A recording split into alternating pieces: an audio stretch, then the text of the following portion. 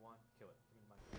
What's up, everybody? I'm Jamie, and this is Dom. We're from the band Code Orange, and we're sitting here with Kenny and Johnny from Typo Negative. Say what's up, everybody. What's up, guys? Hey. We're gonna open up these fucking vinyls, and sorry. Yes. I messed up. We're gonna open up these records and get into. Yes. Yes. The third line. Yes. I knew it was gonna get messed up. Also, real quick, just wanted to say there's a vinyl giveaway. Signed copy of Bloody Kisses, and just write your favorite Typo Negative song in the comments on any of the streams you're watching. And yeah, so we'll announce it at the end. But let's do it. You gonna open that thing up? Let's open it up. You better be careful. Dude, you help me. Let's be honest. I ain't helping you. All right. You're on your own, kid. What's the matter? You never put on a rubber before? Is this? I don't think. Hurry up! I don't think this equates to that. Yeah. This might have been how you put it on, and that it did not work out. All right, let's get it. All right. It's so black. It's so black. Black on black. All right, just show the camera. Ooh. Oh, yeah. Look at that. It is. Look at that. Oh, show the side. My life's work.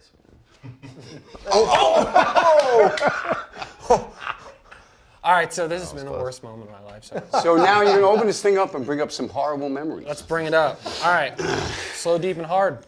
Let's do it. Well, we can't show it, can we? Oh, we can show it. We can show this one. Yeah. Oh, wait. You can Flip it show around. this one. You can show this one for some reason. Flip it around. So I'm pretty close to Coney Island still. So like I have this ritual I do with my 17-year-old. We go see the fireworks on Friday night. So this is actually, That's in these were in front of Nathan's, the classic Nathan's in Coney Island. In Coney Island. And there was 4 phone booths back then when actually people used I think those phone phone booths. booths are still there. Yeah. No, that's what I'm getting to. They removed 2 of them. There's only 2 left. I noticed it the other night. I was there last Friday. I was like, oh shit.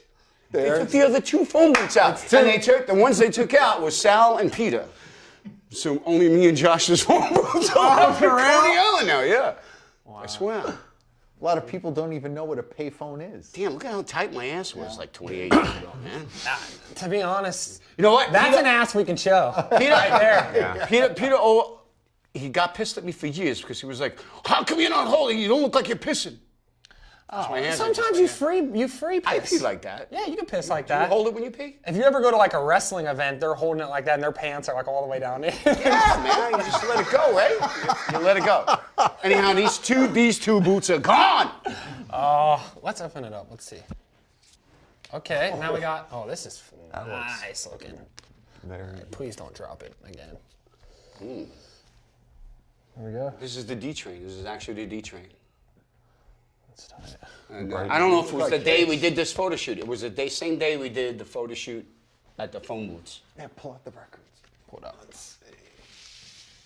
Those at fault. Those at fault. I love that. So have you seen this yet? Nice. No. I have never seen this, no. I mean, I've seen some of the stuff in it. Obviously, this picture was taken in Josh's house, Good. They got the in his master bedroom. you got the green right. It's good. They got the green Got the finally. green. They got it right. Good shade. He's the color police. Yeah, will you tell us about that? Tell us about the color policing that was going on. That's very legendary. It's a frustrating, ongoing thing that's been going on for years. This is pretty trying to close. get the green right. This It's is pretty- Pantone 369. Yeah. This right here, like when we first got together, Peter was still working for the Parks Department. And, you know, obviously the main color for the Parks Department was this color. It was like a puke green. Mm-hmm. And, you know, he never wanted to detach himself from Brooklyn or the Parks Department. So he made this the official color of the band. And I remember when the band first started rehearsing, we were rehearsing on Quentin Road in Marine Park in Brooklyn between 31st and 32nd. It was Sal's father owned the building, and we had this basement space. Oh, let's build a a room to rehearse in. This is before we were even Typo Negative. We were probably Repulsion then, or New Minority, one of the names, the previous names before Typo. And so me and Sal built a room. We built that out of drywall and stud, just built it out. We had, the only toilet was a bucket. We used like a 5-pound spackle bucket to pee in. Oh. And we built out the room, and Pete was like, well, you know, I want to put my 2 cents, I'll paint it. So it was like July, you know, in Brooklyn. And he comes down with the cheapest Parks Department paint. It was like this horrible color, oil paint. Oh, Jesus. Paints it. 1 year later, it still wasn't dry. You back up into the wall, and you got olive green paint all over you, and it stunk. I have it. So that kind of permeated throughout the band's, you know, color. You know, it was black and that horrible green. And every record, it was very specific, and every shirt. Peter needed, Oh, yeah. Peter needed consistency. He needed continuity. You know, otherwise, you know, he would strangle you. Yeah. The green's wrong. Yeah. That carries over till today. Yeah. It has to be. He's the new color police. You're the color police now? Yeah. Well, it's important. It has to be. So It's this so important. Yeah. this record actually was when we first got together and we decided, you know, we're going to be a band, we're going to make a record. Just before we had built up room, it was on Fillmore Avenue, Marine Park, like leaning on the fence, Marine Park. And we decided we're going to make a record. But first we had to make a demo. Let's make a demo, go down to Systems 2. And Systems 2 recording studio was on, at the time, it was on Garrison Avenue and Avenue U, right? It was like right off of Marine Park. Mike and George. Mike Marciano was the main producer, engineer there. So we went in there, and obviously we needed money. They charged money, and Josh went to his mom. He borrowed $6 grand from his mom to do the demo. And I just remember him driving me goddamn crazy, man. $6 a minute! Get it right! It's my mother's money! I'm like, oh my God. And this record is complex. I mean, it goes through so many different styles of music. absolutely. Tempo changes Absolutely. from hardcore to dirge, 1 beat per minute, and I was overwhelmed, you know what I mean? I was like, you know, we were rehearsing maybe like 6 months at a time, not even, you know? And you had to do it live, right on the spot, you know? And it was definitely a learning experience, but we never expected it to become the record that was going to be released worldwide and be, you know, a classic record. Absolutely. It was a demo. So like all those like 10-minute songs are like one guitar. We did them track. all through, straight through. Whoa. Very cool. You had to memorize everything. Yeah. That's We were done with all the basic insane. tracks in 3 days, 4 days. That is so stressful. I can't even imagine that at all. Now, yeah, you can't because you're of a generation later where you have all this time on Pro Tools in your closet, Oh, yeah. in your house. Go, Exactly. Oh, let me do that over. You could keep doing Wait a it. minute. Let's do it to a click. It was. It's amazing it sounds any so overdubs, clean. none of them were to a click. So any overdubs had to be done with no click. You know, you just had to, you know, listen to it and you know. But there's something about that because you listen to records like this now and you try to learn how to emulate that now. It's a vitality. That's Music's not like linear, Yeah, with time. It doesn't. The technology doesn't really make it better. I don't. I don't think it does. I think it bogs it down in some ways. It improves it in some, but like as far as, you know, you don't have to cut tape anymore. Yeah, cutting tape. It's nice. Freedom of But ideas. that's is how we better, did it, but- and it was just a demo. You know, we released it under the name Repulsion at the time, locally. Dave Bratt's got one of those sitting in his. Yeah, he's got the We sealed just saw that cassette today. sitting in there. I was like, oh. He's like, fucking nope. awesome. He has it like a prime spot. He's have really one. pr- He's proud of it. And you know, at the time, you know, we were trying to get a record deal, and then Peter was already previously signed to Roadrunner for Carnivore, and they just stepped in and, you can't sign to anybody but us. So. And we're like, okay, we're gonna make the record over again. Nope. They just put the demo out as the record. So Bang for their buck. that's how they do it. They love to squeeze it, but it worked out. So that's amazing. Well, you know, at the time it didn't work out. It only sold like 40,000 copies. It was, you know, That ain't bad, though. failures. Yeah. Back then, that was then. garbage. 40. Back But you then, know, yeah. locally, it kind of worked out locally. I mean, like we started building a following locally. We used to play like Zone Decay, and we played Lemoore. And well, the first show at Lemoore, we played the entire record, which is like what, 70 minutes long. You know, half of it's like 1 beat per minute, and it was mostly a hardcore following coming down from Peter's previous carnival. For sure, absolutely. So we were waiting to kill each other the whole time. People were playing like, vroom, psh, vroom, and they were like running around in a circle trying to beat each other. That carries on to this day. That same exact type of thing happens. And then we had this one song at the time, which is very experimental. We called it Screwdriver. And it was basically just me and Peter with the screwdrivers on stage and feedback and distortion. Oh, Lord. It was organized noise. Yeah, it was just like a screwdriver going.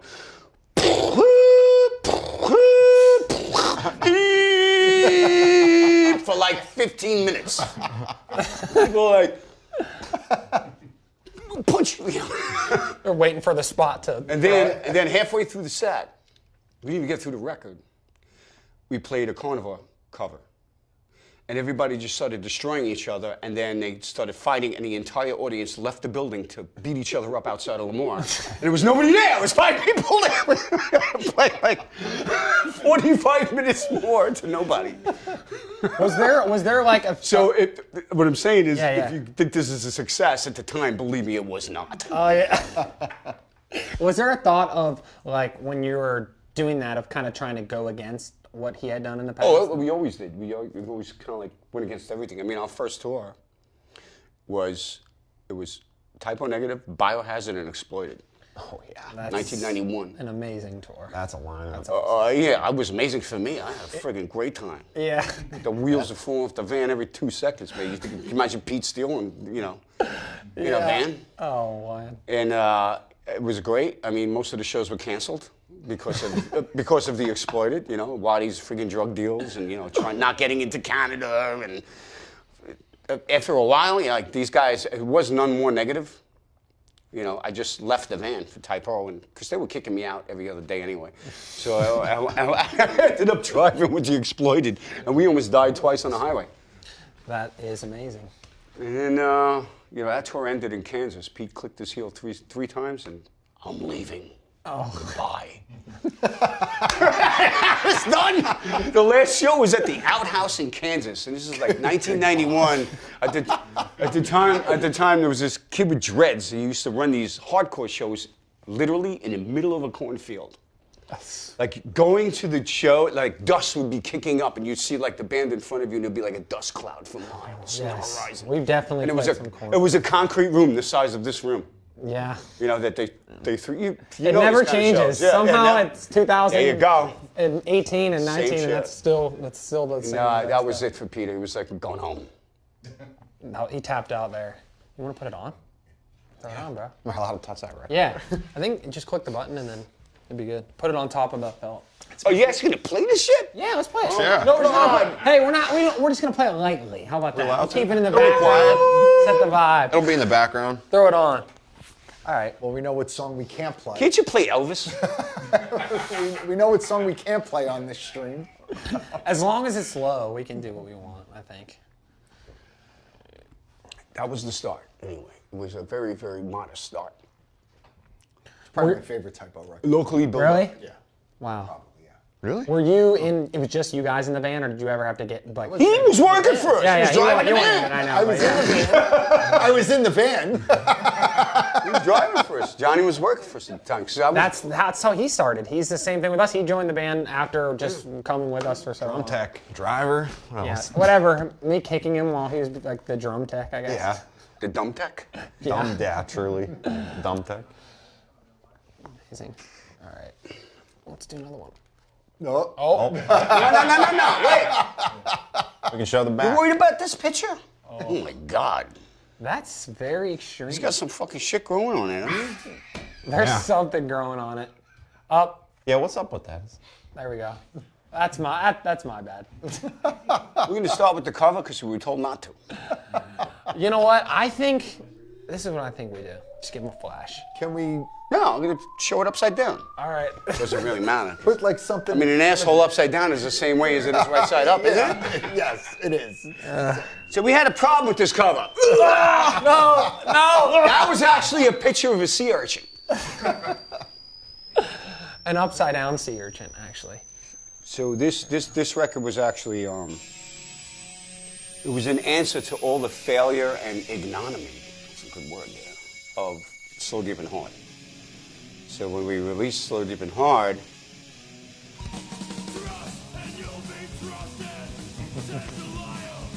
to the full. Should we listen to this now? What's background? Let's rock background, yeah. There ain't no rules. Anyhow, when So Deep and Hard was released, we did one tour in the States. Firehouse and Exploded, the one I told you about. And we were going to offer to go to Europe with Pungent Stench. You guys familiar with Pungent Stench? No, I'm not actually. They're an Austrian band and they lived up to their name. Could stand up their leather pants 2 weeks into the tour, you know? But they were great guys. They were nice guys. And at the time, I can't show this side. We're free. They can't control us. I mean, it doesn't look like anything to me, man. It's Yeah, looks why like is some the- fun. Why fun is the Saturday. Slow, Deep, and Hard cover okay, and that's not? And so when we released Slow, Deep, and Hard, Peter did a bunch of press, right? And, you know, Peter being the sarcastic, you know, asshole he is. So he do some German press, and he decided to make like a Beatles pun. You know, when John Lennon said, you know, the Beatles are even bigger than Jesus Christ now? Well, he said to the German press at the time, well, the Beatles are even bigger than Adolf Hitler. Right, the typo negative is even bigger than Adolf. Didn't go over well. Yeah. He was making a joke, didn't go over well at all. So when we went to Europe, we had like, I don't know, maybe 20, 25 shows planned. Most of them in Germany were canceled. There was bomb threats to some of the venues. All this crazy stuff happened because of this one stupid comment. And so this record was an answer to that. We tried to like replicate everything that went down in Europe.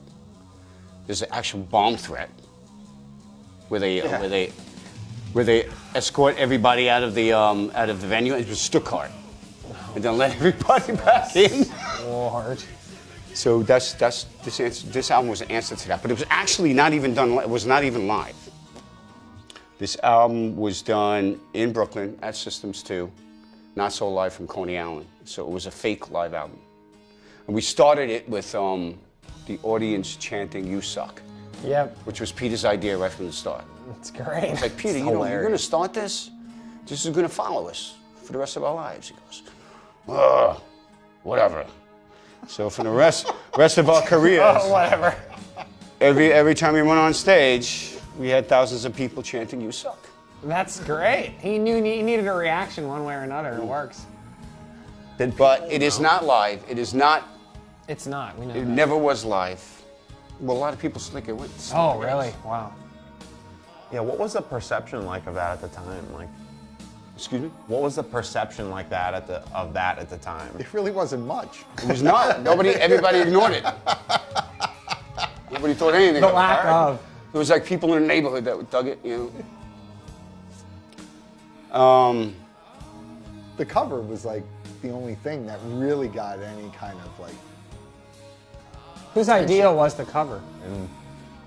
That Find out on Google. Oh, wait, the cover, all right, so the cover, we were recording this at the time, and Peter had this idea of having the photographer take a picture of his anus for the cover, because it's called Origin of the Feces. And I just remember him going behind the sound wall for the drums and forcing the photographer to take the picture. And the photographer saying, "I'll do it as long as you don't give me any credit for it." Oh my God. So, you know, Was so that came back. This, I think, is in Staten Island. See the Prospect Park of Staten Island? yeah, I don't where remember. was that? Huh? That's not Marine Park? It's not. No. It was either Prospect Park or Staten Island. I think it's Staten Island. I love this because Josh, like, he's got this weird thing with his legs. It looks like he's got ram hoofs. It's like, what happened to your knees, man? Yeah, they're very odd pants as well. You got Sal in the back there like Ringo. That's a great shot. You take these shots at the time, you don't think they're going to be like, you know, iconic. It's an iconic shot. It's a good shot. Is that a 12 Absolutely iconic. Is that a 12 string? string? Looks like it. Big old head. This, I don't even remember where this was taken. I have no idea. Creek? I don't know. What about this? Whose idea is This didn't come till later. Yeah. You Express Yourself, I believe. Was this on this record? I don't remember. It was. I think it was, yeah. All right, yeah. You know, because self-deprecation and suicide was always a big theme. Typo. You know, Pete always said, you know, no matter how much money I get, no matter how famous I get, no matter how many women I get, I still look in the mirror and see a dick. It's dark. Is that line of like humor and No, it was really he was dark- telling the truth. Yeah, It was absolutely being honest. in the whole discography, that's kind of the constant walking line is like self-deprecative humor and like true darkness. Is that was that discussed amongst you guys, or is that just kind of that's just how the way it was. Disgust at every meal. You know, disgust everywhere we went. It was nothing but disgust. Self-disgust everywhere we went. This was a real problem, you know. These are like Yeah. definitely mentally unbalanced individuals. Yeah. And, put in a situation where you're in close quarters and on, you know, rubber tires for 6 weeks at a time. Yeah. It's hell. We had a lot of fun too, you know. But you know, there was a lot of struggling moments. It just walks a line that like it's a line that really no other band in metal or whatever you call it, heavy music, whatever rock music has walked in that kind of way. So it feels like People take themselves too seriously. yeah. We didn't. Well, the stuff you know you think we're joking about, we're actually serious about. Yeah. The stuff that we're serious about, we're actually joking about usually. We're not vampires from Brooklyn, even though you know you guys got all these, you know. You want us to be part of your vampire club? You're not. I don't. I'm not allergic to the sun, and you know I don't drink blood vodka. Peter had his teeth filed, you know. Vampire Club. Because you thought it was funny, you know, you thought it would be funny. You know, that was the part of the band that was kind of, you know, tongue-in-cheek. And he used to grind his teeth a lot. He used to break his fangs all the time. He's going, Connie, come to my room.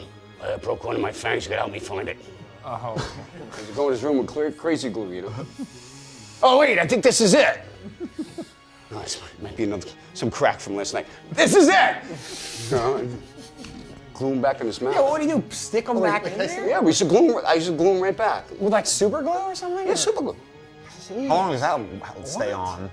Yeah. It works. What does that last for, like a day or something? No, it works. It sticks in there. So what you're saying there is kind of like things that maybe appear in retrospect a certain way really weren't that way.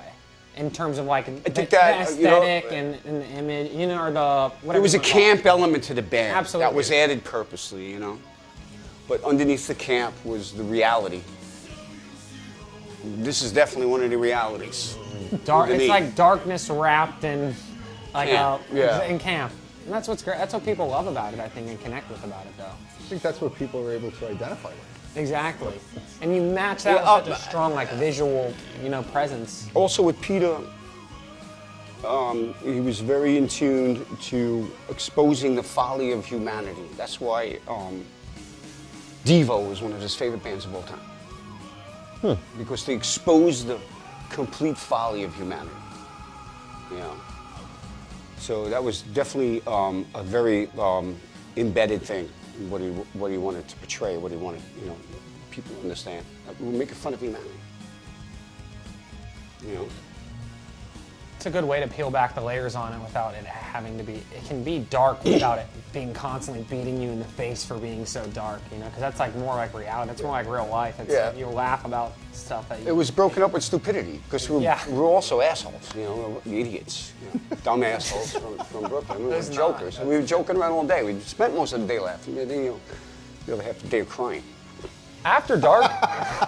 Yeah. So, and that's pretty much to me what typo means. You know, you laugh in 1 minute, crying the next. The tragicomedy. My God, this song is awful. It's illustrated well, I was saying, in the documentary, the After Dark or whatever you want to call it. I haven't seen that in many years. So. It's awesome. But I feel like it walks the line perfect. Because it's you talk about the band, but it's really just dudes who are friends fucking around, who are also in this band that's like serious, but it's not serious, but it's but they take it, but you obviously approach it very seriously in terms of playing and working always hard. worked hard, thinking. you know. You work hard and you're thinking deeply, clearly about this insanely layered, like borderline symphony of music that's on every record.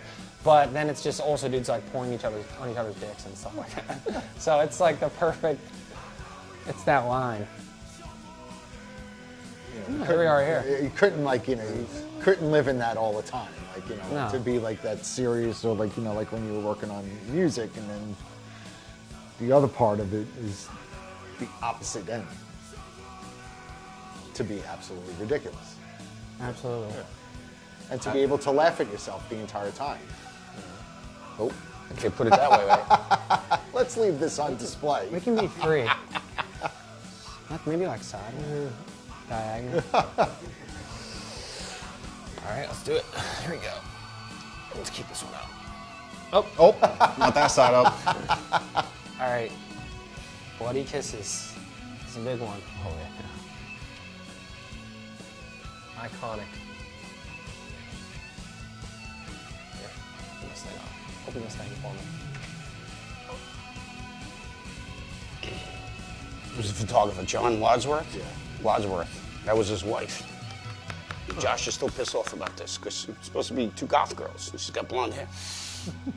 But that was the photographer's wife.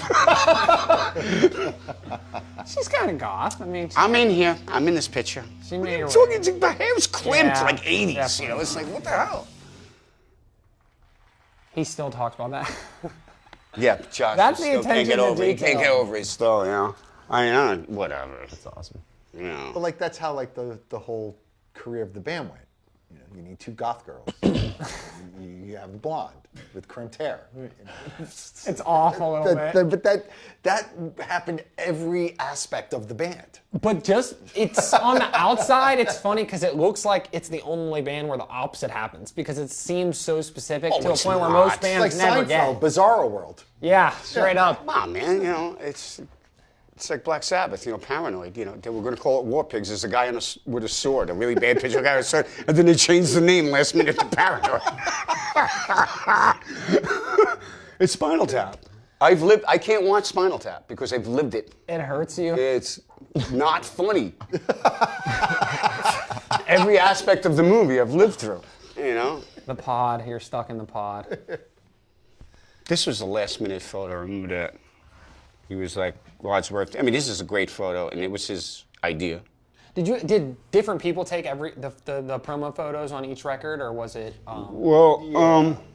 Yeah, this was Wadsworth. This record was Wadsworth. This, remember where this came from. That looks like a stock photo. The negatives, No, it is. It's like Straight up? Yeah. but the negatives, I think I'm getting Alzheimer's, man. But where were these taken? This was on the original record, right? Yeah. I don't remember who took these. Are they like how did they take them? That's really Negatives. that pic is really that pic is really. They're actually negatives, you know. They're negative. It was before the digital era, so you know, you actually had to have a negative before you had a photo. Yep. And where'd you say this one was taken?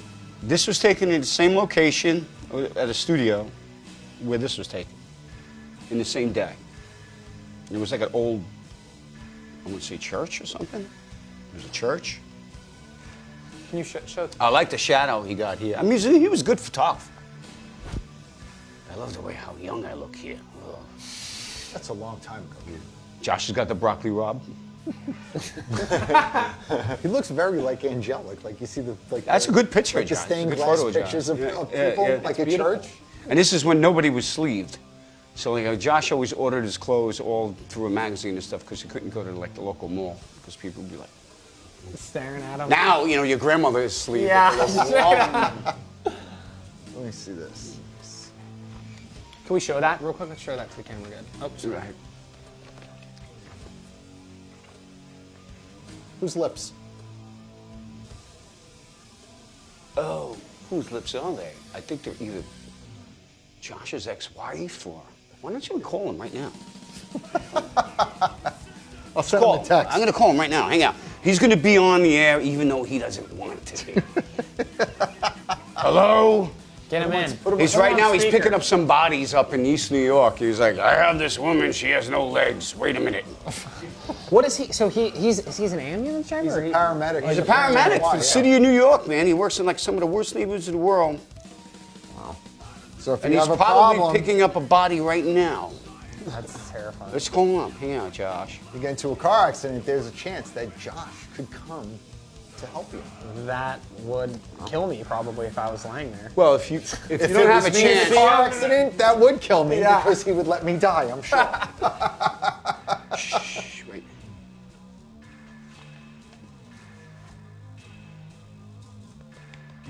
He might be watching this right now. I know. I ain't picking up the phone, you asshole.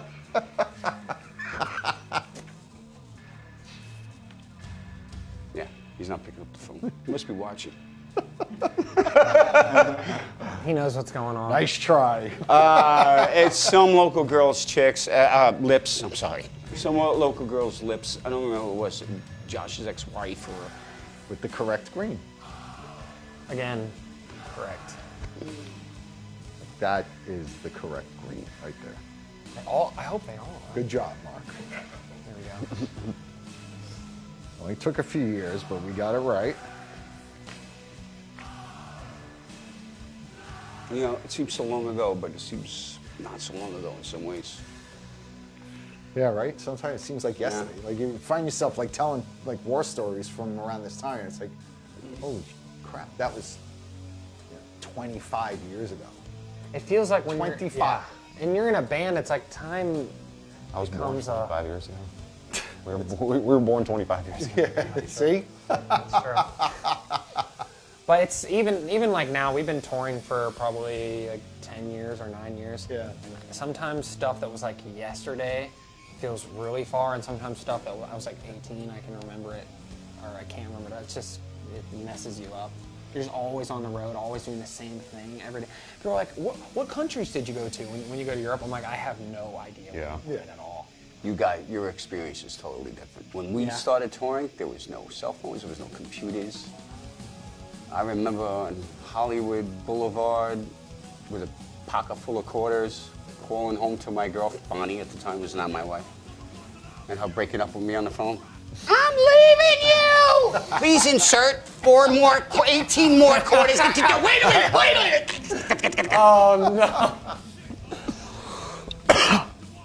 Yeah, It's like when you're I don't know how away, we did it. When you travel, you were way more disconnected than Oh, you were disconnected. Definitely, man. yeah. That's it. completely You know? disconnected. That was it. You disappeared and you were gone. We needed a lot of It quarters. was like to go almost home. like virtually impossible to like be connected. Touring with maps. Big Maps, yeah, Getting around maps, with yeah. maps.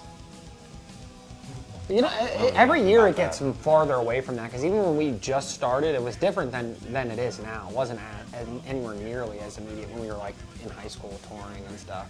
Well, I mean, like now you don't feel so disconnected from anything. Definitely. You know, wherever you are, like there's pretty much cell service. So you step into some place that has internet, and you can connect, and you can call home, and you can reach out. And there's things that that connection to home is instant. Instead of like, oh, I'll call you when I can get to a phone. When you can. Whatever. But you still don't, sometimes you still don't. And then also now there's reasons to call home. Yeah, yeah. Where did you guys record this record? Talk about that. Systems 2. Same place. Mike Marciano was the engineer. Is that So what we all recorded these? everything we ever did.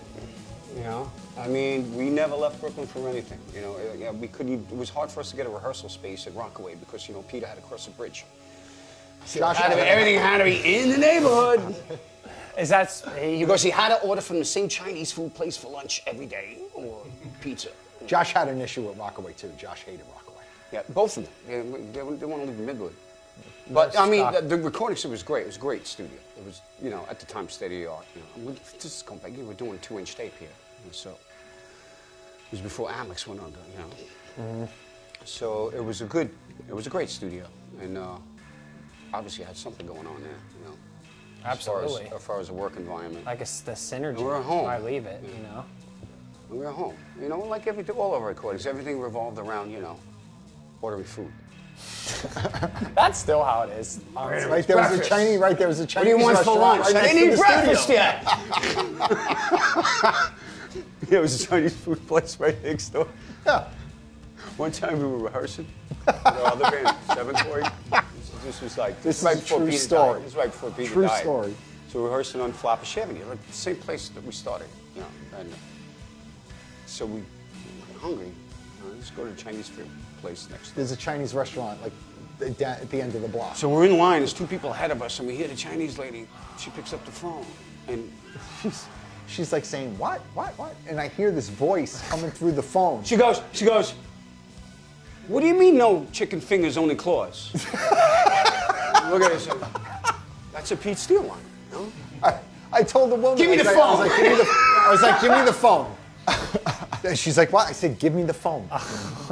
I get on the phone. Peter, who's this? It was Peter ordering food at the Chinese restaurant. That's insane. And he's like, what are you doing? I was like, it's Peter. Peter's trying to order. Oh, that's true He would order friendship. $60. He'd order $60 worth of Chinese food, eat half of it. A month later, eat the other half, and then get sick. Oh, his stomach's fucked up. All right. Mute my mic. I gotta use the bathroom. Gotta I'm go. next. Mute my mic. Let's do a fan question while he's in the bathroom, just for you. You ready? All right. Real quick, Luke W asks, can you each tell us more about your, well, not each, he's gone. Can you tell us more about your involvement in music these days, the bands you're in, and what your future plans are with music? I'm in a band now called Silvertune. We just signed to Long Branch Records. We have 2 singles out right now for streaming, and pre-orders are up for the record. And I'm going to keep moving forward. Have to. I'm going to do this until I die in front of the Chance in Poughkeepsie in the Sprinkle van at 62 from a massive heart attack. And then somebody's going to call my wife and say, he passed away. Ah! Oh, not the Chance. That's how people like me die, right? That's how people like us, all of us. That's the game. In front of some dump Yeah. in North Dakota. Can't. It's dark, but It's the truth. it's true. That's where he saw Silvertune. That's how you guys met Yeah. in Pittsburgh. Oh yeah. And it was an awesome show. And our bass player Joe was there as well. Yeah. And he came home. He's like, "They're fucking awesome, man. They bought me a beer." I'm like, Yeah, that was awesome. Johnny bought me a beer. That was. That's so sick." Feeling Yeah. good that night. Dude, the second we walked into that. Yeah. All right, let's do another one. I'm gonna wait for him for a couple of these. Here we go. This is a good question. Sam T asks, do you think Typo Negative would have been a different band if social media was around back then? Do you think you would have embraced it or hated it? I think it would have annoyed me more Yeah. because, you know. I mean, we were always like a band that kind of got, for all of our negativity and slapstick, we got a lot back from the audience. I mean, you know, we threw toilet paper out, we got to throw them back at us. You know, we threw banana peels out in the pit, we got them thrown back at us. You know, so like it was a constant us disrespecting ourselves and our fans disrespecting us right back. Yeah. So social media back then would have been just more disrespect. Just in a worse way. Yeah, I mean, and a worse way because like then there's no repercussions for the people disrespecting us because you Not at know all. it's yeah. Yeah. So it definitely, you know, I mean, it would have made us hate ourselves even more. That's what it does. It makes you hate yourself. It makes everyone hate themselves, band or not. It makes you, unless you're the chosen, whatever, I guess 1% of people on there. I think everybody gets shredded now. Honestly, yeah, it's brutal. I mean, it's how it should be. It should be equal opportunity shredding. I agree with that. Right? Yeah. The only person I didn't see them shred recently was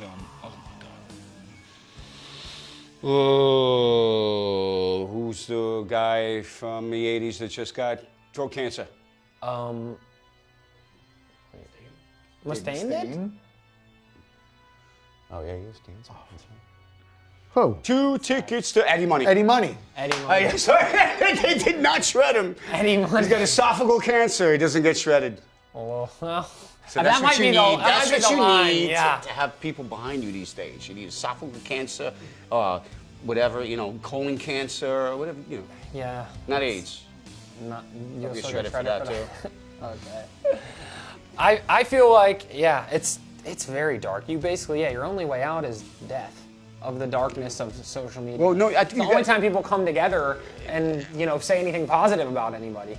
But I think you got to embrace. at the end of the day, who cares? Who cares? You turn it off. You just put this Gives a away. crap, you know? Look, you got to worry when they're not shredding you. They're not saying anything about it. If people hate what you do, if people hate you, you're doing something right. But Never really, noticed it's, who cares? You're doing what you want. You're living your life. You're doing it right. Yeah. Was it I more? don't care what they say about me. I got to use the bathroom. I'll be right back. Oh, Kenny's going remote. He's going to a remote location. he's gonna blow it up for sure. I can tell he's about to blow it up. He's gonna be back. We'll see him in about 45 minutes. Yeah. All right, I gave him a couple questions. Let me give you one. You're getting one, a solo one. Okay. Okay. Do either of you have? Well, it's just you. Do you have any children? Yes. Yeah. And if so, do they understand how important the legendary typo, legendary typo negative is? That's from Pete M. I don't know if they like they see like any of it being like legendary or anything. It's been a part of their lives, their whole life.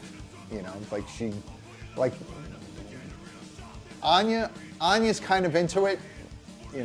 Sophia, she doesn't really, it's not her thing. She knows they love Kenny, and they knew everybody in the band. Yeah. But it was just like, this is what we do. They never got caught up into it. I mean, my daughter just saw me play for the first time like 2 years ago when I played in New Jersey with Danzig. First time she ever really saw me play. Yeah, ever been to one of the shows. Wow. What do you think? What did she say? When? Well, I was kind of nervous because she was there, and I wanted to make sure that she was taken care of, and And so after the show, I'm like, I go to get her, and I'm like, so what did you think? She was like, it's interesting. Oh, I've gotten that one wrong. And then Kenny was lit up, and she had never seen Kenny that lit up, and she was like, wow. And I said, I've been dealing with this for almost 30 years. She was like, oh my God. How old are your kids? Sophia's 18 and Anya is 20. There he is. And he was the first one to have kids out of They want us to move on to another record. Okay, well, whatever. What do your kids feel like about typo negative? Do they have any reflection on I love it because they can't get away from me. They had teachers that were typo fans. That's Well, great. yeah, we had that. I had that also. My youngest when was you come looking to up. school, you got to meet this teacher. He's a really big fan. My youngest was looking up Bert because her birthday was recently 22nd. She's like, oh, let's see who was born on this day and that day. Oh, let me put my Father's Day, and a picture of me came up. Let's see, you can't get away from me now. That's amazing. So, I like it because Do they, I get to annoy them for the rest of their lives. Do they when I'm dead. see the impact of it, or is? They do. I think my kids definitely understand the impact of it because they've had multiple teachers and multiple people that they've met in their lives that were typo fans. Look, I know that my girls they see it, they're aware of the fact, but I don't think they I don't think Sophia really cares. Yeah. I'm not saying they care. Oh, who cares about doesn't people really about what care they're about bad? That's the point. They don't care, but they can't get away from it anyway. Yeah. Anya likes it, when I would take her to shows, and then whatever, go backstage, we get to meet bands or whatever, and then when she, if she wants to go somewhere by herself or go to a show without me, then they have to go to out in the audience, and she's like, I don't like this. I don't like that. Yeah, once you get back there, you don't want to be out there anymore with all the peons. Who do we go to see? We went to go see Motionless in White and him. Oh, okay. They were touring together. This was a couple of years ago. So the guys from Motionless in White, right? Anya and I this was at Starland. And so we're hanging out by the monitor board, and then the band walks to go to the dressing rooms, goes right by that area. So I'm like, all right, they're stepping off stage. Come on, let's get out of the way.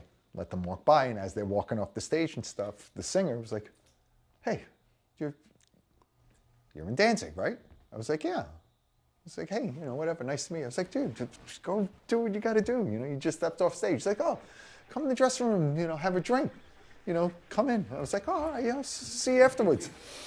And then after that, Anya was like, "We going? We're going to go backstage?" I was like, "Anya, he was just being polite. He said to come into the dressing room, but he really doesn't want us to come into the dressing room." You know band language a little too well, huh? She was like, "But he said, I know that's what he said, but he doesn't really mean that. He's just being polite." That's the secret language that is true. Even if you like someone, sometimes you don't want them to come back. It's like, what are we going to do in this hour that we're going to cover this ground with everybody? Well, that's when you have the closet next to the dressing room where you send all those people. But then eventually we went in, and then she was like, "Oh," and then after the show, she's like, it's like she has like Polestar like on a favorite on her phone. "Oh, well, these guys are coming through. These guys coming. We could go to this show. We go to this show. Why don't you go with your friends?" She tried to get me to go to Warped Tour. I was like, no way. Am I wants going to the go hookup. stand in a field All day. all day? All day game. And maybe her Forget it. favorite band plays at 11. Yeah. She You was gotta like, be there. and she was like, "Oh, it would be good. It would be good for us. We can bond." I was like, "We're fine." That's not bonding. She's got it figured out. Well, that's pretty impressive. I was like, "We're good." Did before we move on, did you on Bloody Kisses, like, what's the best tour that you guys did? Like, what was the most fun? Oh, they were all great. I mean, what started us was Motley Crue with that. Yeah. Wow. Like, we were touring, we had a bus, and we were playing like 50 to 100 people a night when we first started touring Bloody Kisses, right? Yeah. A Roadrunner had decided to get behind us and like fully invest in it. They gave us tour support. Yeah, Motley wanted us to tour with them because they liked the record. They were listening to working the on that record. Yeah, while they were recording the Karabi record, they were listening to that in the studio. Wow. So then they were like, get them. And, like everybody, from what they told us, from what we found out at the time, management and booking agent stuff, they didn't want us on the tour because we had no value. They didn't. No, the band wanted us on the tour. But everybody around the the band business was like, guy. "We don't want them." Yeah. And they were But like, Nikki Sixx liked the band. they were like, "We like the band. We want the band." So then my manager came up to me at the time, Ken Creedy, who was a really smart guy. Like he was an integral part in breaking typo. He was like, "Motley Crue wants to tour with them." We were like, "What? You kidding me? We're gonna get, eggs thrown at us." Why are you gonna do that to us? Why were we open up Motley Crue? Are you What crazy? did we do wrong? He was like, "Shut up and do it. You're gonna It's be a good- playing, even if the tour tanks, you're gonna be playing in front of 5,000 people a night. You'd never be playing in front of otherwise." And we're like, we finally relented, and he was right. It's what started the ball rolling. The record was out for a year before anybody Didn't do anything. took notice of any. Yeah, we went on the tour with them, and suddenly it was selling 2,000 records a week. And What it was was the- like we finished the tour with them. The Queensrÿche. next show, we finished the Motley Crue tour, and then we were doing our own dates. And the first show was at the basement. Yeah, The basement, and there was a line going around the block. That's awesome. And then Isn't that the one where Bruce Dickinson was at the show? no, we were got just- wasted. No, we were just in Dallas. Oh, all right. That was Yeah, another yeah. show that we were playing at, and then we got thrown out. That was a wild time because, like, all of our heroes who grew up, Bruce Dickinson came down to a show in Texas once, man, and we got him entirely wasted. And the night before, I guess it was some kind of like theater act, and it was grass skirts. It was like tiki bar. We had him in a props grass the bar. skirt on my lighting guy's shoulders, man, entirely wasted. And so they put us in a room. They put us in a separate room. The club was the basement where Pantera shot the Cowboys from Hell video Yeah. and Yeah. all that. So they put us in a room. Bruce Dickinson was at the club too. They put us in a room with Bruce Dickinson. We were all getting hammered, and we found all like these hula skirts and all this crazy stuff. And we just started. Everything was like it was raging in there. And then the people from the club came in. Were like, "What the hell are you guys doing? Get the hell out!" They threw us out. And then we played like the Mason Jar in Arizona, and I look on stage right, I just turn my head and I see Rob Halford. Stage right, looking at us. Oh shit, is that Rob Halford? Man, we hung out with him after the show. Like, it was like the band was just starting to get a buzz going, And That was- like but yeah, a lot of the people we worship. Bloody Kisses was out for over a year before anybody like. What was the song that what clicked first? Christian Well, Woman was the one that blew it Christian open. Woman was the Yeah. first one. That blew it open. It was Yeah. Christian Woman. But I mean, it wasn't just like you know, like put a record out. I mean, Black Number One and Christian Woman, like, you know, they were both out, but it was like they were both out as singles, and nobody cared. Yeah.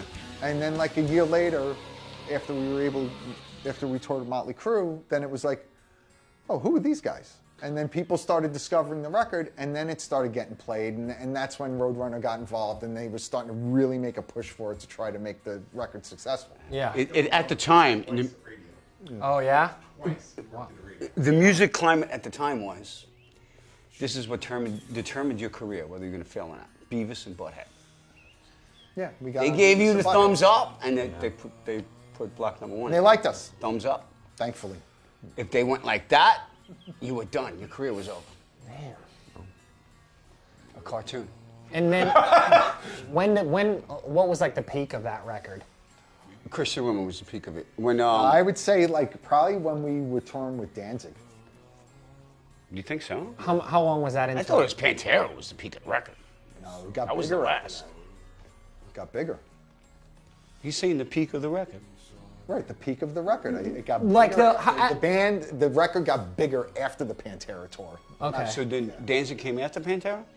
I don't think so. Oh, no, wait. It came before, dude. Oh, okay. Holy shit. Right. We toured with Danzig first. It was that Christmas, when we were I always on, drank 3 times as much What as was this guy. what was that radio station in New York? Was it WAPP? It was Q104. Q104. Ken Creedy, our manager, told us that he counted. There was like 18 mentions of us in a 24-hour period on the radio station in New York. Wow. I would say that was probably like the biggest. That's At the time, grunge was, everything. the thing. And then when it really took off was when the Seattle station picked up Christian Woman. Then it really ran. Then it ran. They figured out, right, because it took forever to get the song on the radio. And they figured out which radio station everybody else in the country, the playlist that they were following. They were all copying the Seattle And they station. found there was this radio station in Seattle that whatever they played, the rest of the country would follow. And they concentrated on getting that found radio that one. station to That's play our smart. single. That's smart. So And it then was we from did- ISW. Beavis and Butthead to that, that's what determined. And then we did a radio edit. Josh did an edit of the song because then, they wouldn't play a song longer than 4 minutes. Yeah, I wanted to and ask 30 about seconds. this. So Josh did an edit, and it was longer than 4:30, but they put 4:29 on the label anyway. It was longer. That's nice. Josh was like, I have to edit this song, Peter. What do you want me to do with it? I don't want to hear it. It's my child. You can't cut it up. I just don't even want to hear it. I don't think Peter ever listened to any of the radio. To the radio edits. Well, okay, so we're kind of getting low on time, so let's try to go quick. But so October Rest, when that record becomes a success and you're planning on writing this record, I feel like I already know the answer is no, but I'm still gonna ask you. Did you feel like pressure at all? Like, oh, this one needs to be more successful? Or do you It was just totally not- pressured. We were pressured directly by Chase, the president of Roadrunner. He said, I need more singles. This was Peter's ideas of singles. Did you feel at all like We were sure Be My Druidess would be the biggest single ever. I mean, one thing I could say for Peter is that, when he created, it was always just with no fear, whatever came out of him. This is it. We've tried to get him to change many lyrics and different kinds of lines before, and then he would just make me sing the lyrics. We gave up, So, I can't say that he was trying to write singles, but this is his idea of that, you know what I mean, of trying to write more. He just went more for melody, I think, in layering. But I think, whatever he had, Still dense. I mean, it's all dense. That's Yeah. the band. whatever he had preconceived before we sat down, started writing for it, I think once he starts writing, Peter he just completely wrote fearlessly and whatever came out of it, which to me is an amazing thing. That's the soul. Do you ever try to write something and just you second guess it, third guess it, fourth guess it? Every Start time. punching yourself in the face at 3 Every o'clock in the morning? time. He didn't. over and over again? He was just like, this is Confident, it. confidence. Ba-da-da-da-da, you know what I mean? But Peter, these lyrics are retarded. You sing them. No, I mean, it's a brilliant record, you know, but I forget what song it was when we were working on this, and I was like, Peter, normally I can identify with what you have to say, you know. what, like, Wolf Moon? Normally I can. Hey, he does like That's a he word. does I was like, Peter, I just don't get it with these lyrics. And I remember storming out of Josh's house. He got so pissed So off. he does like an interview with some French magazines. Oh, this song, it's a Wolf Moon. It's so deep. It has such meaning. What is this about, Peter? Oh, it's about a man turning into a werewolf when having cunnilingus with a woman when she's menstruating.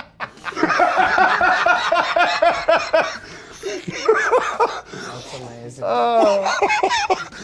That's what was great about his songwriting, because like you could take something as so layered and so textured and stuff like that, and then that's the subject matter. That's the great part about it. It's that line, that same line. Yeah. All right, real quick. They're gonna try to kick us out for some reason, but all right, let's just do a couple questions quick and try to hit them. All right. All right, here we go. Real quick, if you both had to pick a favorite typo album, you said before, but what would it be and why? For me, the favorites would have to be I have to pick two: Slow, Deep, and Hard, and World Coming Down, because the subject matter lyrics were the most real and the most revealing and the most honest Peter ever wrote. Mine was the first one. The one you're not. Slow, Deep, and Hard. Slow, Deep, and Hard. Because, I mean, at the time, it was, you know, I remember hearing it, like, you know, hearing the demos and stuff, you know, this is a couple of years before I'm in the band, and I was like, you know, just as a fan, it was just, there was nothing like it. And it was so incredibly heavy and dynamic and stuff, and you know, lyrically, it was great, it was funny, it was, it had everything that wasn't going on at the time. It was really unique unto itself. Like you pick like any other kind of band. Still is. Pick any other band, like you know, that was anything that was happening around 1989, 1990. There's nothing like it. There was nothing like that. There's It was a still constant. not. That's what I listened to in my car constantly. It was the only thing that stayed in my car.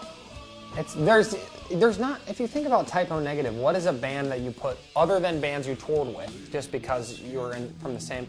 What is there like? There's not really a parallel band even now. So I can't even imagine back then the impact. Like for better or worse, there was nothing like it. And that's probably a lot based on what you said, because it's just unrelenting vision that it refuses to compromise, even though it's not as aggressive as that on the outward, but it's like, no, it has to be like this. It has to be like this no matter what. You know. Well, it's like that thing. This is us. This is us. I remember when he first came to my room, he was like, he was going to show me, this is Slow, Deep, and Hard. All right, I got a few songs, I'm going to show them to you. So I took it to my house, and at the time I had this shoebox bedroom, I was living with my mother. When he starts playing, boom, bam, down, down, and then it goes like this. I know you're fucking someone. Yeah. And I'm looking at him like, are you serious? He goes, 100%.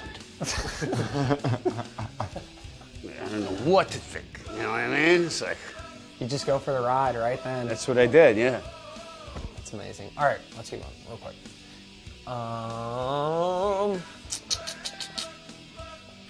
We know Pete, Tim T asks, we know Pete would compose the basic idea for a song, but how would the rest of the band help flesh out the rest of the composition? A lot of it, you know, it developed as you jammed in the studio. You come up with an idea. The first, like, So Deep and Hard, he had, like, it was pretty hardcore, set in stone. I mean, yeah, I added vocals and stuff like that, you know. I ended up being part of the singing part of it. And then Black Number One, a lot of it came out of experimentation in the studio, you know. But, like, Peter would have pretty much a blueprint of the whole song. So you would add whatever, the rhythm section, you know, Sal would add his drums, I'd add my guitar work and vocals. Josh would add his keyboard solos, all that stuff. The most Peter was prepared with me in the band was when we did October Rust. That Yeah. was his most prepared. Where he Yeah. had like actually like "Love You to Death" was a written song, and when he showed it to us and stuff, and a lot of the record was like that. Some of the stuff was added later on, like "Red Water" and "Girlfriend's Girlfriend" was like the last thing to be written. Wow. And those were done in the studio. Like they were never played. The band never played "Red Water" ever. You know, it was just created in the studio, and that was it. Were you guys kind of allotted the freedom to always pepper things, or sometimes Yes, just always. yeah, Yeah, yeah, almost always, absolutely, yeah. yeah. Like he would say, you got to sing this part, it's out of my range. So I would do it, and I'd do whatever I wanted, you know, with it. That's awesome. Like doing like upbeats. Like you'd put like an upbeat. Yeah, Upbeat. That would at first it would freak him out, because he liked everything. Like as textured and all that stuff, everything needed to be linear. So if you did anything that was kind of like an upbeat or like a stop or something like that, you threw it in and be, what was that? But then then he'd be okay with it, whatever, figure it out, and then he would adjust his bass playing for it or whatnot, And then also a lot of the earlier stuff, like especially Still Deep and Hard, and then especially Origin and Feces, like, you know, with the Hey Pete cover and all that. Like a lot of the stuff, we were playing it live at the time, and it changed. Not so much Still Deep and Hard, but Origin and Feces changed the way he played it, you know, so like, definitely like he embraced like everybody's take on it, and, you know, turned it to a different animal. Sometimes he would have very specific things. Yeah. That needed to stay. It's gotta be this way. Well, you'd at least Cool. you'd at least try it, you know. Yeah. And if it worked, great. If it didn't work, you tried something else. Why were covers such like an integral part of the discography? Is that like something he would kind of? He'd always loved covers, you know, even in Corno he did covers, so like, you know, it was certain artists he was very attached to. And I mean, not that he was attached to Seals and Croft that much. Would you guys like agree with the covers, or was it just like, this is what we're doing? Learn it? No. We would like we would have a lot of suggestive covers. Like we try to do a Doors cover. We try to do what? Come On Baby, Light My Fire. Yeah. It didn't work out. It was horrible. Like we would do a number of covers, and we were like, this is not working. You know? And I think some of them would come through, and it would work. You know. Yeah, like Cinnamon Girl came from playing it live.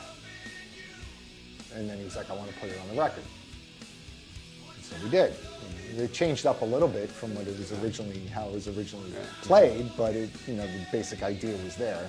Well, a lot of it comes from Peter hating to play his own music, and he was like, "Oh, they don't know any of these songs. Let's play a cover," and like force us to work on a cover for a tour. You know what I mean? Sometimes we open up with Pink Floyd, or we put some other parts in. Sometimes it would work if it worked with an audience. Said, "Yeah, we'd take it further." You know, ended up recording it. My two favorite typo covers are the Beatles medley and Hey Pete. Those are my two favorites. Yeah. Beatles medley's my favorite. Played it. That costs us a lot of money for this band. We'll get into the next record. Oh yeah, let's do that. Always. Oh yeah. I predict why you're going to be broke one day. Oh Lord. Already am. Yeah. Here we go. A little late for I that. loved right, we're it. My favorite down. part of this record is the suspenders. I love the suspenders. You know, I wondered, where's the tool belt? You know, Is this a green hue, or do we got a green shirt here? Is it just on the photo? Looks like a Both. green. both. It's a green shirt. hey, this was taken from in Dumbo before the hipsters showed up. Downtown Brooklyn. It's all like no a hipsters park. yet. It's all a very fancy park now. So, Tell us about this record coming off October Rust. How long did you tour on October Rust before? well, not as long as Bloody Kisses. Bloody Kisses we did like 18 months. October Rust, we toured for like 14 months on it. This was like, I don't know, maybe a year. So October The touring Rust, cycles got a lot shorter with this record. like a lot of people, you know, I mean, it's up in the air. It's fans of it. A lot of people, this is their favorite record. You know, Absolutely. a lot of people, it's Bloody Kisses. But at the time this record came out, you know, we were coming off a platinum selling record, which was Bloody It was Kisses. gold then. It went platinum years later. Oh, okay. Well, whatever. It was Years later. It's big. this. That's pretty good, so. This didn't even sell 300,000. So at the time, it was considered. That was valuable. gold. Not when it came out, 97. No, it went gold by like 98. So it was. I remember this being a very big disappointment. I remember the steak dinner that we got from Peter Luger's for getting it. There you go. That's what it's about. So you felt like the pressure from the label or whatever that this was commercially A failure. Yeah, that's what I remember. The label saw it as a failure also. Yeah. So this was our answer to Bloody Kisses, and it took a long time to become a classic album. You know, we needed it right at the moment, and we didn't get it. So, you know, there was a lot of disappointment in it. You know, even though we thought we put out a great record, it just was one of those things where I think it just took time It's to dense. sink into the public. Absolutely. You know what I mean? Very dense. Yeah. Yeah, there's a lot of information Yeah, it's to the eeriness. So, you know, we wanted to go from 700,000, whatever that sold at the time, to, you know, 2 million, and we didn't. And I remember when Stefan, hanging out with Stefan, this guy that worked at the label, and we were talking about this record at the time, and he was saying that it was a failure, and that the actual expectation for this record, 7 million. of course it's gonna be a failure. Bloody Kisses went gold, so of course, this next record, we expect 7 million in sales. 15 times better. Gosh. 7 million. I was like, well, what? Bloody Kisses was actually above gold in sales. It just didn't get to platinum yet. Oh yeah, It was a above gold it, record. Yeah. But like it was like 700,000 or 800,000. It just didn't count. I think they didn't count. I mean, it they was forgot a lot. to count digital sales.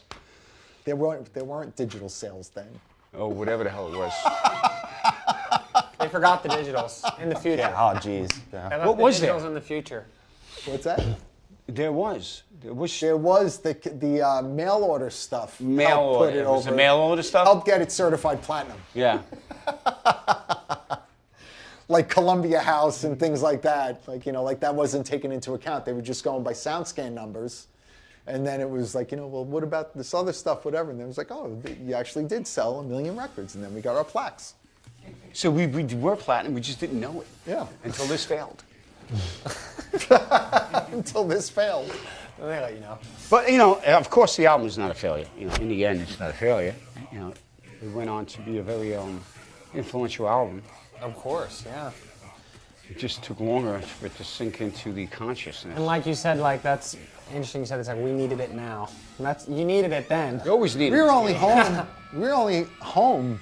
We finished touring for Bloody Kisses. We were only home. This record was recorded. Everything was done within 6 months. 6 months later, we were back on the road with Ozzy. It's quick. Wow. And Josh was on the phone in hotel rooms telling Mike Marciano, the engineer, on what to do the mixes. The record wasn't mixed yet, and we were back on the road. How do you do a mix on this record just without being there? How does that guy? How does he handle that? On the hotel phone. That is how we did it. That's That's how Josh did it. Like the record wasn't finished yet, and what was it? There was like we were going out on tour with Ozzy, and we were trying to. There was supposedly like one show. There was the first Ozzy show, and then there was like 2 days off, and the show was in California. And it was like, can we skip that first show so that Josh could finish the mixes? And they were like, if you're not at the first show, don't show up at all. We drove on a bus from Brooklyn to Fresno, California. Get to Fresno, Ozzy canceled the show. Remember that? That's another one. That's another one of those right there. Wow. So we drove all the way across country to go into 2 days off. That's And Josh had to, Josh was on the phone, like, giving directions to the engineer on the mixes. We kind of like by this point, had a working formula.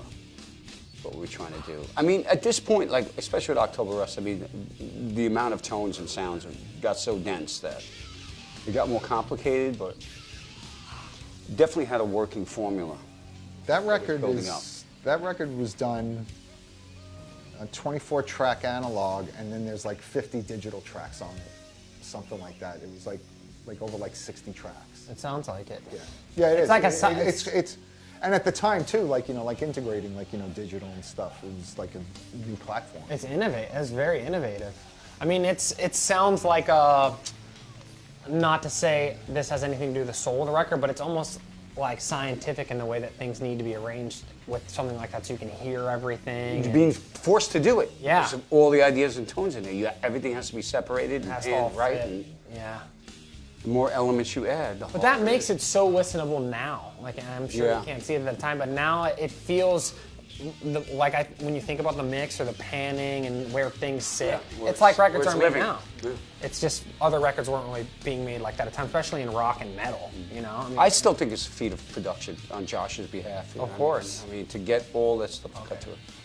all right, let's read this winner. Well, coming real down. quick. Yeah, I want to read this winner real quick. No, Let's do the winner. Yeah. Who won? All right, Always who won? won. All they did. And the all they had to loser is- do. Read it, Tom. Let's see what we got here. All right. Marissa Tomei, my cousin Vinny. Oh wait, no. Marissa bad. Tomei. Cody P from West Virginia. Favorite song, Anesthesia. Good pick. Oh, that's a cool song. It's a great song. That's a good Transitions nicely into the next. Isn't that The last the only album, good song off of Life Is Killing Me? What did you say? That song Life Is Killing Me, right? Yes, yeah. That's my favorite song off that record, yeah. Life is killing me. Anesthesia. Look how beautiful these look, by the way. Like, it's very, It's cool seeing these. it's as aesthetically pleasing as Look at the typo is. quality.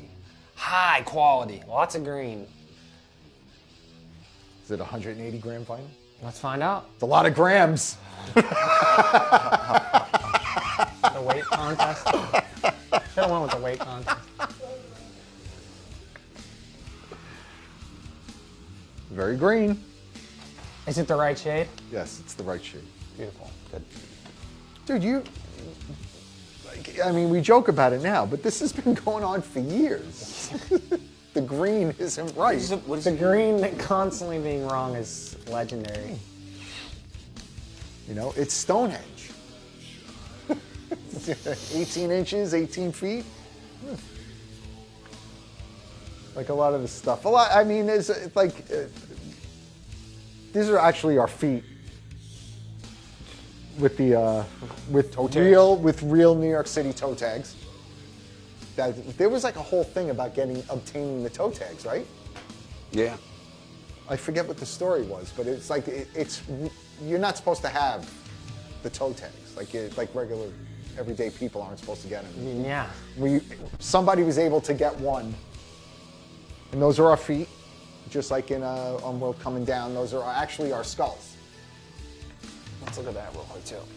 On that, we set up, right? Oh, those are skulls. Those are actually our skulls. We got them we x-rayed. made appointments. We had a problem getting this done. We made appointments at a doctor's office to get X-rays. That's done. insane. Which is like you can't just like walk in. Peter's Like, skull is the strangest looking skull. If you look closer, I'll tell you what, it looks like a sleestack skull. Yeah. It's got a ridge. You see the ridge? That's Peter's skull. What? Yeah, it's like, you know, Like a reptilian. his ancestors went extinct like 2 million years ago. Look at it. Look at that ridge. But you can't just like just go in like you go into the store and say I'd like to buy an X-ray. No. But we figured it out. And then like by the time I got in, I think I was like the third one to go. And they were like, "What are these X-rays for?" I was like, my doctor. And it wound up, it was Ronnie's sister who was the X-ray technician. My friend's sister was the X-ray technician, and then it was like like whatever, we were able to do it. We were able to get them. But those pictures, those are actual X-rays of our skulls. Is that Pete saying that needs decides that we need to all I go think get that was X-rays that, of our that's That was his idea. that- That was his idea. A lot of the See, the like- visual stuff is very much him. Yeah. We built up like as losers from the beginning with So Deep and Hard, and then we got to this whole romantic stage with October Rust. But every album after that was a prediction of death. So World Coming Down, Life Is Killing Me, Dead Again. It was all that was the peak, and then It's talking about what's and happening. everything he wrote about did come true.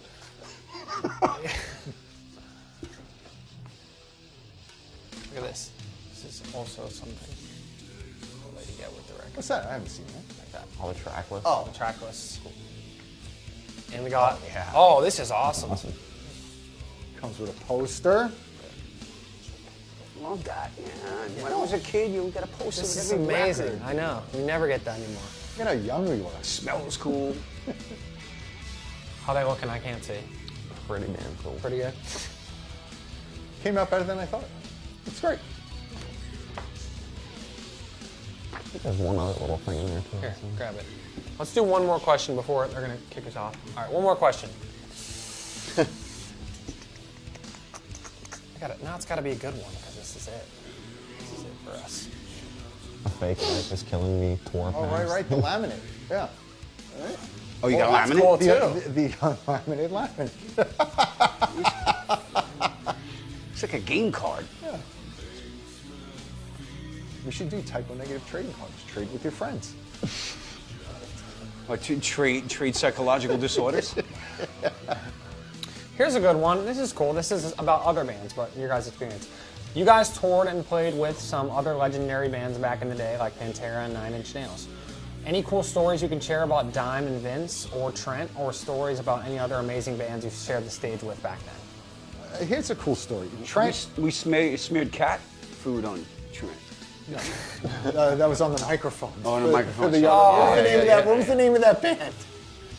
Oh, I The other support band. It was all girls. God. Oh, no. Oh my god. That was the only band we could not open up for was 9 Inch Nails. I mean, nobody could open up for them. I mean, we just got shit thrown on us every night. Like, typo was always able to cross over. Whatever, we could play with Pantera, we could play with, Queensryche, and went over great. We opened up for Trent. Nobody wanted to hear anything but downward No spiral. reactions. Really? No reaction. They nothing. threw shit at us, and then Peter with his big mouth. If you want to throw something, throw money, coins. Thousands. He would change every night. You can't pick that shit up at the end. What was cool, that was before that tour started. Downward Spiral had just come out, and 9 Inch Nails it was only 10 shows that we did with them, and it was all on the West Coast, and it was all in multiple nights at like the Moore Theater, the Warfield, the Palladium in Hollywood. Not the Palladium. What was it? It was smaller places. It was theater-sized places. He would have been playing arenas, but So I forget what band it was. The original support band broke up like 3 days before the tour. Okay. So then we got called, and we jumped in a minivan and drove cross country. We had to Brooklyn to Seattle, straight. we had to be there in like 3 days. Wow. 4 days or something. And we get there, and Trent Reznor is in the truss focusing lights. Wow. Really? Yeah. Himself. Man. In the truss. That's some we walked dedication. we walked in the venue, and there he was. In the truss focusing lights himself. Wow. It was the hardest band to open up forever. Some pretty cool after-show parties. Going hard. Going hard. People hanging from fish hooks on their Harry tits. Krishner guys hanging. Like scarification and like lemons on their body and stuff. I grew up in New York. I've seen some shit. I'm walking to this party, like, what the hell's going on in this place? Living it. Blood all over the floor, blood and semen. Yeah, that was fun. Oh, that's. Good times. Did the Downward Spiral? We were with Chris Verena, who was the drummer in 9 Inch Yeah. And he said the Downward Spiral tour ran parallel, he thought, to Typo Negative and Pantera, a tour, or there was some. They were on tour for. They were still on tour when we ended up going. He said they would go I'm talking parallel, like similar Like cities for a while. similar And routes. they would go all the time. all three bands were on the road for like almost 2 years. Yeah. The Pantera tour was probably That was over that the was, top. that was the peak of it, and the peak of insanity, the peak of popularity. And, Both bands were top of the game. Pantera's peak, they were the biggest that they were at that point. It was Far Beyond Driven. Yeah. And that record went to #1 for them, right? Yeah.